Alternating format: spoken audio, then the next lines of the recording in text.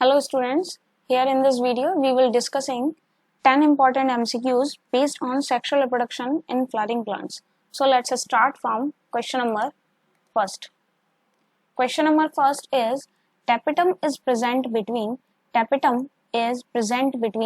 epidermis and endothecium, B endothecium and middle layer, C epidermis and middle layer या D middle layer and sporogenous tissue.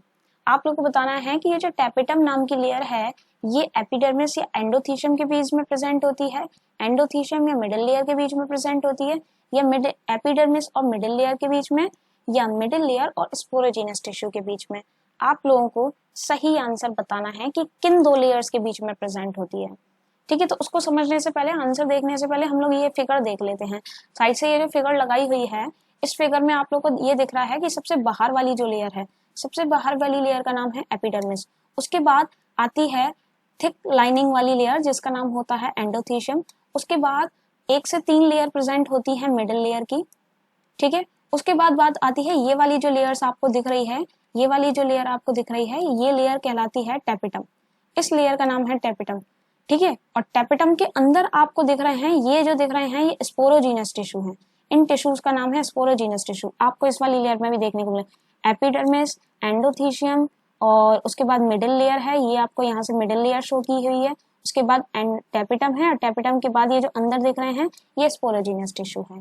ठीक है, तो आप लोग को यही बताना है कि टैपेटम किन दो लेयर्स के बीच में प्रेजेंट है. तो इस फिगर से मेरे को देखने को मिलता है कि ये टैपेटम है, टैपेटम के बाहर की तरफ मिडिल लेयर प्रेजेंट है और अंदर की तरफ sporogenous tissue. So tapetum is present between middle layers and sporogenous tissue. तो इसका सही आंसर होगा D, middle layer and sporogenous tissue. Question number second है the outermost and innermost wall layers of microsporangium. Microsporangium की सबसे बाहर वाली और सबसे अंदर वाली वॉल लेयर बतानी है, जो कि एंथर में आपको देखने को मिलेगी रेस्पेक्टिवली, मतलब आउटर पहले और इनर बाद में. तो आउटर लेयर यहाँ से हम लोगों ने देखा कि आउटर लेयर थी एपिडर्मिस, और इनर मोस्ट लेयर कौन सी है? इनर मोस्ट लेयर अगर देखी जाए तो इनर मोस्ट देखिए स्पोरोजीनस टिश्यू की आ रही है, बट स्पोरेंजियम की बात की जा रही है तो स्पोरेंजियम में टैपेटम है. टैपेटम लेयर होती है जिसमें डेंस साइटोप्लाज्म प्रेजेंट होता है. ठीक है, और वैसे भी इसमें स्पोरोजीनस टिश्यू नहीं है, तो इसका जो आंसर है वो है epidermis and tapetum. Epidermis is outer most और टैपेटम जो है वो इनर मोस्ट है. माइक्रोस्पोरेंजियम वॉल में 4 लेयर्स होती हैं. सबसे बाहर वाली लेयर एपिडर्मिस होती है, अंदर वाली लेयर एंडोथीशियम होती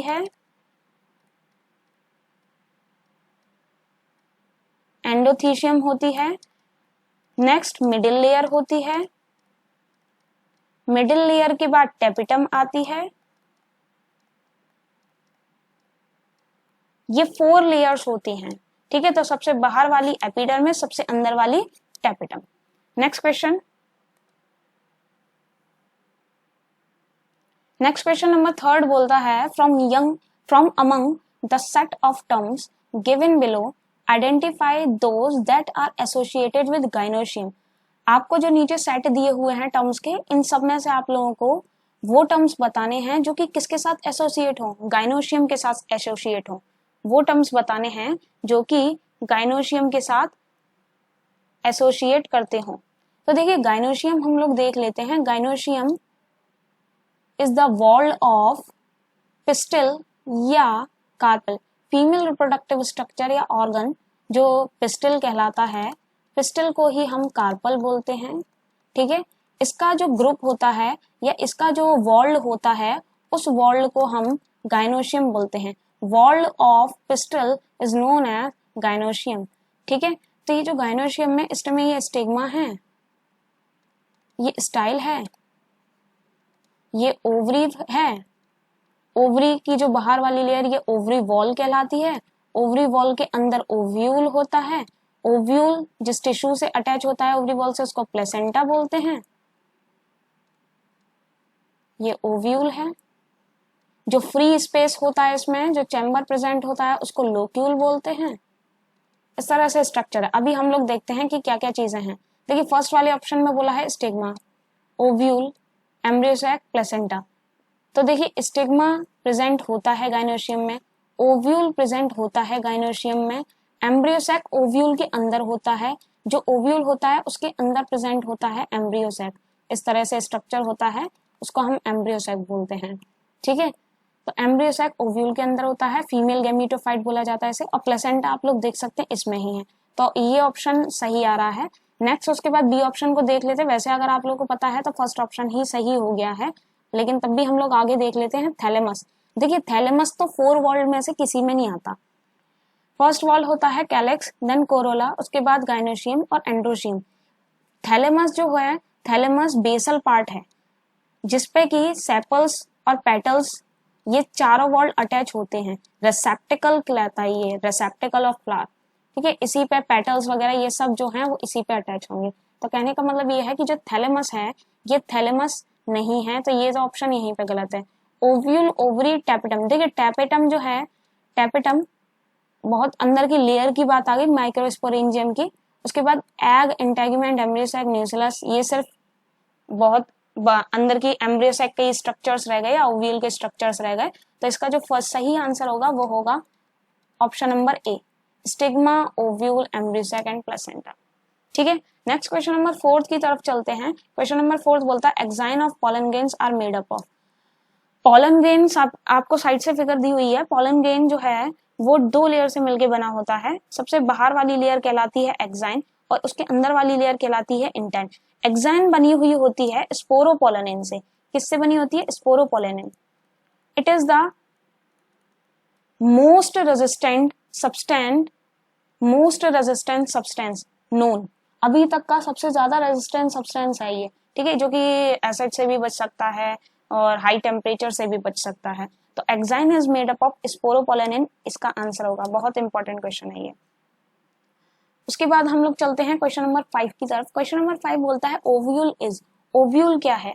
तो ओव्यूल इज मेगास्पोरेंजियम या माइक्रोस्पोरेंजियम या इंटेगुमेंट माइक्रोस्पोरेंजियम या मेगास्पोर। तो देखिए ओव्यूल जो है वो मेगास्पोरेंजियम होता है, बिल्कुल सही है। बट ओव्यूल का अगर सही तरीके से बोला जाए तो आप देख सकते हैं ओव्यूल के चारों तरफ इंटेगुमेंट्स आपको देखने को मिल रहे हैं। इंटेगुमेंट्स मतलब एनवलप, 2 एनवलप होते हैं। अंदर वाले एनवलप को इनर इंटेगुमेंट बोला जाता है और बाहर वाले इंटेगुमेंट को आउटर इंटेगुमेंट बोला जाता है। ठीक है, outer integument and inner integument, इसीलिए हम इसका सही आंसर इंटेगुमेंटेड मेगास्पोरेंजियम लगाएंगे। ठीक है, माइक्रोस्पोरेंजियम तो होगा ही नहीं, ये मेल रिप्रोडक्टिव पार्ट का स्ट्रक्चर है। मेगास्पोर होता नहीं है। ठीक है, मेगास्पोर इसको बोला नहीं जाता, ओव्यूल को बोला जाता है इंटेगुमेंटेड मेगास्पोरेंजियम। चलिए आगे चलते हैं हम क्वेश्चन नंबर 6 की तरफ। The point at which funicle is attach to. वो पॉइंट जिससे फ्यूनिकल अटैच होता है। Funicle is attach to the body of ovule. Ovule की बॉडी से अटैच होता है फ्यूनिकल, किस पॉइंट के द्वारा? तो देखिए आप लोग एक चीज याद रखें, जंक्शन फ्यूनिकल और ओव्यूल के बीच में, फ्यूनिकल और ओव्यूल के बीच में एक जंक्शन पॉइंट होता है, मतलब मीटिंग पॉइंट। ठीक है, फ्यूनिकल और ओव्यूल के बीच में जंक्शन होता है जिसको हाइलम बोला जाता है। और वही चीज यहाँ पे पूछी गई है, वो पॉइंट बताना है जो कि फ्यूनिकल और ओव्यूल की बॉडी को जोड़ता है। वो पॉइंट है हाइलम। ये है फ्यूनिकल, ठीक है, स्टॉक ऑफ एन ओव्यूल, और ये आपको ओव्यूल पूरा दिख रहा है। तो ओव्यूल और फ्यूनिकल के बीच में जो पॉइंट है उसका नाम है हाइलम।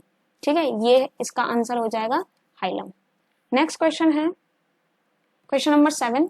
10 यूनिन्यूक्लिएटेड ओव्यूल है। 10 यूनिन्यूक्लिएटेड ओव्यूल की एक खासियत है कि इसका जो न्यूसिलस होता है,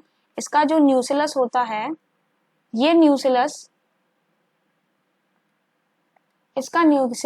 small amount of nucellus present होता है इसमें। ठीक है, 10 यूनिन्यूक्लिएटेड ओव्यूल में स्मॉल अमाउंट में न्यूसिलस प्रेजेंट होता है। न्यूसिलस जैसे कि अभी आपको ऊपर वाली फिगर में दिख रहा था, ये वाला जो टिश्यू है, ये वाला जो टिश्यू आपको दिख रहा है, इस टिश्यू को न्यूसिलस बोला जाता है। ठीक है, जो कि एम्ब्रियो सैक को चारों तरफ से घेरे हुए होता है। एम्ब्रियो सैक को जो चारों तरफ से टिश्यू घेरे हुए होता है उसको हम न्यूसिलस बोलते हैं। ये एम्ब्रियो सैक है, एम्ब्रियो सैक को चारों तरफ से घेरने वाला जो टिश्यू प्रेजेंट होगा वो न्यूसिलस कहलाता है। ये टिश्यू नरिशमेंट प्रोवाइड कराता है एम्ब्रियो सैक को। तो इसका आंसर होगा A, small amount of nucellus. Present होता है 10 यूनिन्यूक्लिएटेड ओव्यूल में। उसके बाद बात आती है typical angiosperm embryo sac is usually, देखिए एम्ब्रियो सैक का याद रखना, ये स्ट्रक्चर आज जो दिया हुआ है एम्ब्रियो सैक का स्ट्रक्चर है। एम्ब्रियो सैक में सेल और न्यूक्लियस ये आप लोगों को पता होने चाहिए कि कितने कितने होते हैं। तो देखते हैं जरा ध्यान से, 1 2 3 4 5 6, 3 एंटीपोडल सेल हैं, 2 सिनर्जिड हैं, एक एग सेल है और एक सेंट्रल सेल है। ये वाला जो सेल दिख रहा है ये सेंट्रल सेल है। तो कितने सेल हुए? 3 4 5 6 7 सेल हैं। लेकिन न्यूक्लियस की बात करें तो कितने हैं? 3 एंटीपोडल सेल में 3 न्यूक्लियस हैं, ठीक है, एक एग सेल में 1 न्यूक्लियस है, 2 सिनर्जिड्स में 2 न्यूक्लियस हैं और सेंट्रल सेल में 2 पोलर न्यूक्लियाई हैं, ठीक है, सेंट्रल सेल में 2 पोलर न्यूक्लियाई हैं। तो यहाँ से 3 और 2 5 और 6 और 7 8 न्यूक्लियस आ जाते हैं। सो एम्ब्रियो सैक का याद रखना कि एम्ब्रियो सैक 8 न्यूक्लिएटेड 7 सेल्ड होता है, 8 न्यूक्लिएटेड 7 सेल्ड होता है। तो इसका जो सही आंसर होगा वो होगा 7 सेल्ड, ठीक है। चलते हैं हम नेक्स्ट क्वेश्चन की तरफ। नेक्स्ट क्वेश्चन नंबर 9 बोलता है continued self pollination result in, बार बार अगर सेल्फ पॉलिनेशन होता रहता है तो क्या होता है? देखिए याद रखना, बार बार अगर सेल्फ पॉलिनेशन होता रहता है तो बार बार सेल्फ पॉलिनेशन होने से, बार बार सेल्फ पॉलिनेशन अगर किसी भी स्पीशीज में होता रहता है तो इनब्रीडिंग डिप्रेशन आ जाता है। और इनब्रीडिंग डिप्रेशन के दौरान जो प्रजनन देखने को मिलते हैं वो अनहेल्दी होते हैं या वीक होते हैं, ठीक है। तो continue self pollination result in better progeny बिल्कुल नहीं होगा, न्यू वेराइटीज मिलेंगी नहीं, सेल्फ पॉलिनेशन की बात चल रही है। वीक प्रोजेनी देखने को मिलते हैं, तो इसका जो सही आंसर होगा वो होगा weak progeny. Next question number 10 है। क्वेश्चन नंबर 10 बोलता है cleistogamous flowers are, what are cleistogamous flowers? Cleistogamous flowers are insect pollinated, wind pollinated, cross pollinated, self pollinated, आपको बताना है। उससे पहले आप लोगों को पता होना चाहिए कि क्लीस्टोगेमस फ्लावर्स क्या होते हैं। So cleistogamous flowers are those flowers which do not open at all, ठीक है, जो ओपन ही नहीं होते हैं, ठीक है, ओपन ही नहीं होते मतलब पेटल्स जो हैं वो क्लोज रहते हैं लाइक अ बर्ड, और उसके अंदर ही एंथर प्रेजेंट है, उसके अंदर ही स्टिग्मा प्रेजेंट है। एंथर में से पॉलन ग्रेन्स निकलेंगे मैच्योर होने के बाद, स्टिग्मा से जाके स्टिक होके पॉलिनेशन हो जाएगा, ठीक है। तो पॉलिनेशन ऐसे केस में हमेशा ही सेल्फ पॉलिनेशन होता है। कैसा होता है? सेल्फ पॉलिनेशन, ठीक है। इसका एग्जांपल है वियोला। वियोला का आप ये डायग्राम देख सकते हैं, ये क्लीस्टोगेमस फ्लावर है। ये जो फ्लावर्स दिखाए हुए हैं ये क्लीस्टोगेमस फ्लावर्स हैं जो कि ओपन ही नहीं होते हैं, ठीक है। चलिए, तो यहाँ पे आपके 10 इंपॉर्टेंट क्वेश्चंस खत्म होते हैं ये sexual reproduction in flowering plant से। आई होप ये वीडियो आपके लिए हेल्पफुल होगी। So like this video and share this video and also subscribe this channel. Thank you.